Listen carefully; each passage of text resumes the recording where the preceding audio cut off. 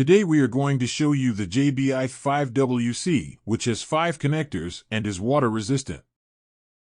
It has 3 drops for connections to headsets and accessories and 2 connectors on each end which are used for connection from one junction box to the next one in the system.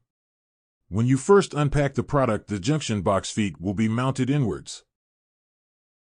These must be rotated to the position that you wish to have them in to mount them on a surface.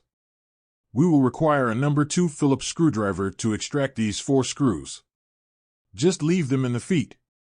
So depending on how you would like to orient them, these mounting brackets can be oriented according to your requirement, vertically or horizontally.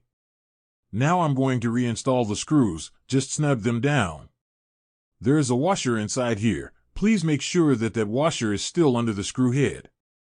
So in this particular case, I've oriented 2 of the tabs vertically and 2 of the tabs horizontally, but that's your choice. The mounting preparation is now complete and ready to install on a surface. Thank you.